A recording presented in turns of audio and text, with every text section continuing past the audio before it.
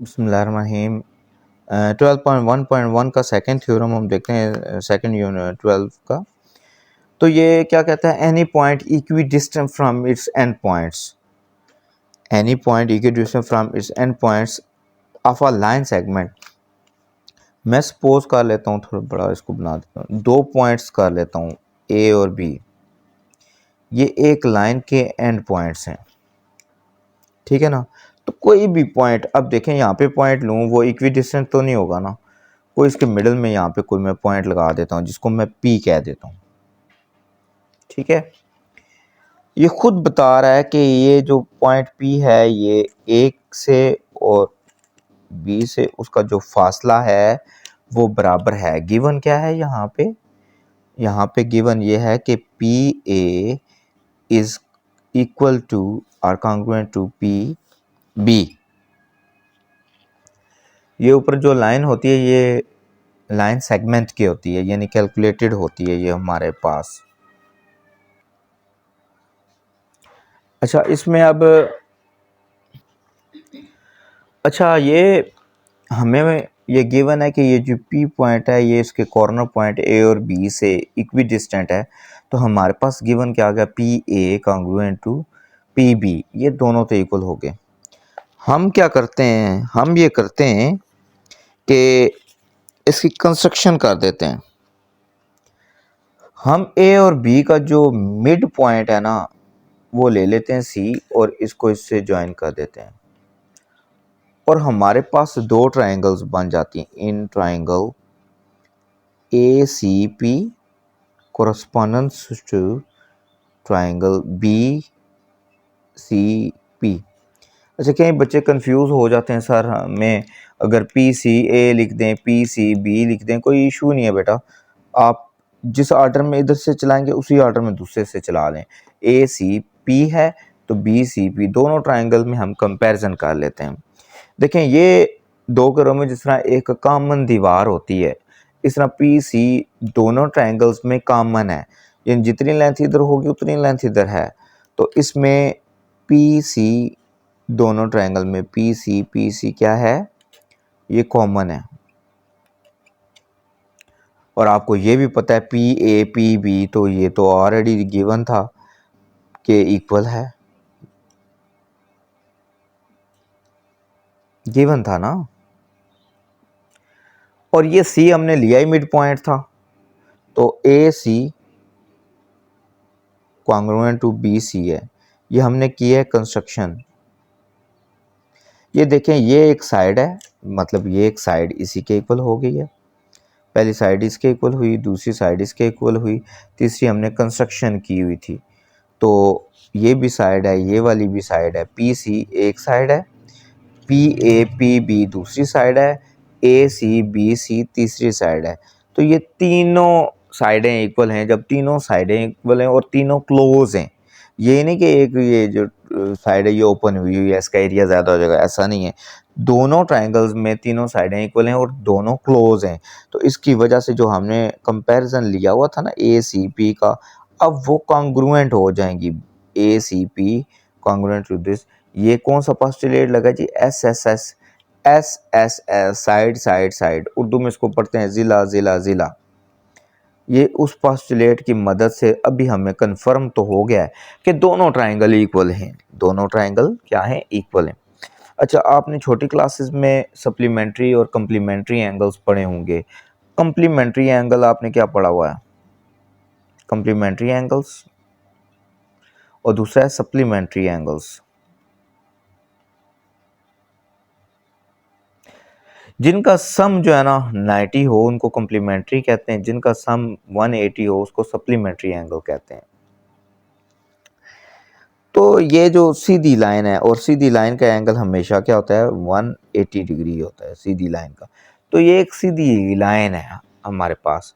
तो इस एंगल को कैसे लिखा जाता है, लिखा जाता है angle A C P plus angle B C P.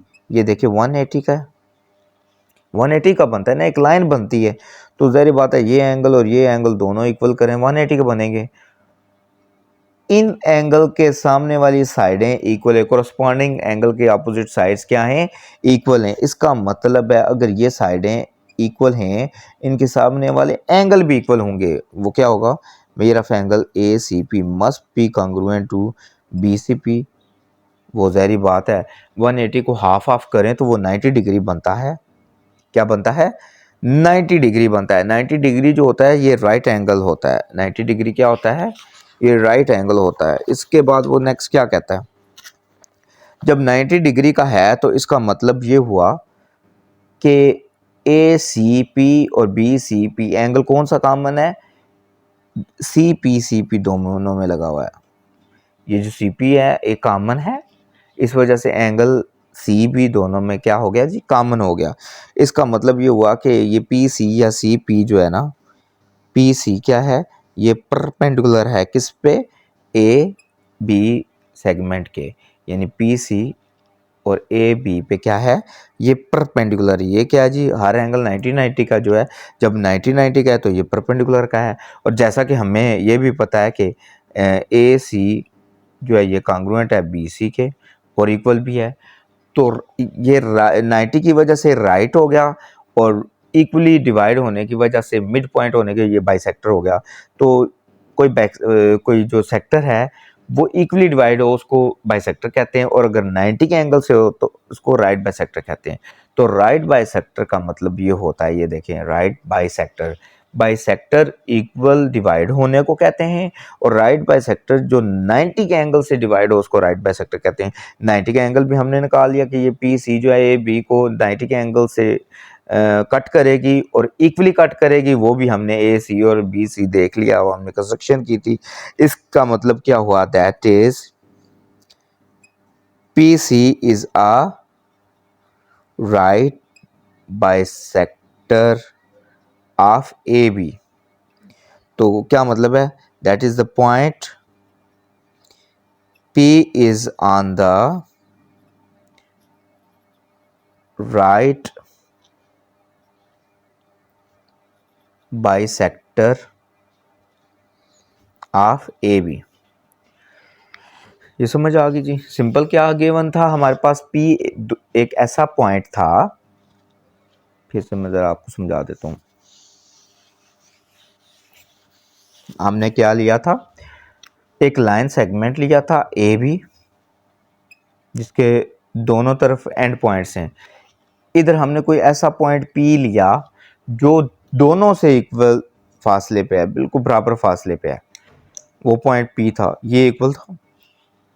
हमने कंस्ट्रक्शन के तौर पे एक सी मिड पॉइंट लिया, P को C के साथ मिला दिया, ये कंस्ट्रक्शन की। मोस्टली कंस्ट्रक्शन को डॉटेड लिया जाता है, और C क्योंकि मिड पॉइंट था तो ये वाली चीज़ इसके इक्वल हो गई, और P C दोनों में क्योंकि इक्वल है तो वो भी इक्वल होगी। तो ये साइड इस साइड के, ये साइड इस साइड के, और ये वाली साइड इसी साइड के इक्वल होने की वजह से तीनों ट्राइंगल्स इक्वल हैं। इसका मतलब हमें पता चल गया जो ट्राइंगल है ए सी पी वो कॉन्ग्रुएंट होगी ट्राइंगल बी सी पी के। दोनों ट्राइंगल इक्वल होने की मदद से हमें पता चल गया कि इसकी हर चीज़ इसके इक्वल होगी। इसका फिर ये वाला एंगल भी इसी के इक्वल होगा क्योंकि अपोजिट साइड्स दोनों की इक्वल हैं। ये दोनों साइडें इक्वल है तो इसके अपोजिट एंगल भी इक्वल होगा। ये दोनों साइडें इक्वल होने का मतलब है ये वाला एंगल भी इक्वल हो जाएगा। अब कोरस्पॉन्डिंग इसकी हर चीज़ जो है ना दूसरी ट्राइंगल के वो इक्वल होगी। तो दोनों को इक्वल होने का मतलब ये है कि इसका ये जो पूरी लाइन का एंगल है वो 180 होता है। तो इन एंगल्स के सामने वाली साइडें इक्वल हैं तो इसका मतलब एंगल भी इक्वल होंगे। टोटल एंगल हमें पता है एक लाइन का 180 होता है, 180 को हाफ करें 90 बनेगा। 90 जो एंगल है इसका मतलब है ये पी सी, इस पे भी राइट बाइसेक्टर है, पी सी इस पे भी राइट बाइसेक्टर है, P C total A B पे भी 90 का है। तो हमें पता चल गया कि सी तो पहले मिड पॉइंट था, तो मिड पॉइंट होने की वजह दोनों इक्वल हैं, ये बाइसेक्टर हो गया तो ये 90 के डिग्री से मिलेगा तो ये राइट बाइसेक्टर हो जाएगा। अब बात आ जाती है बाइसेक्टर की। देखें फर्स्ट करें ये 10 सेंटीमीटर की कोई लाइन थी, मैं इसको कट कर लेता हूँ, ये 5 सेंटीमीटर की लाइन है। अगर इसी लाइन को मैं, ये मिड पॉइंट है, यूं कट कर दूं, ये भी 5 सेंटीमीटर हो, ये भी 5 सेंटीमीटर हो, तो ये जो लाइन एल है ना, ये इसको बाइसेक्ट तो कर रही है। ये पॉइंट एम जो है मिडल पे है इसके, ठीक है, मिडल पे है, लेकिन ये राइट बाइसेक्टर नहीं है। जबकि यहाँ पे जो लाइन एल है वो राइट बाइसेक्टर है, जो 90 के डिग्री से कट करे और इक्वली कट करे उसको राइट बाइसेक्टर कहते हैं।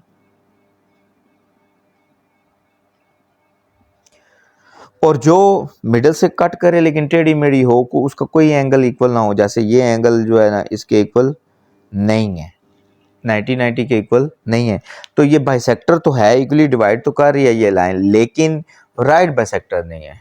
इसकी प्रैक्टिस कीजिएगा थ्योरम 1 की भी और थ्योरम 2 ये जो है इसका कन्वर्स है जो 12.1 का, तो इंशाल्लाह ताला आपको रट्टा लगाने की ज़रूरत नहीं रहेगी, ये कंसेप्ट से ही आपको क्लियर हो जाएगा। दुआ में याद रखिएगा।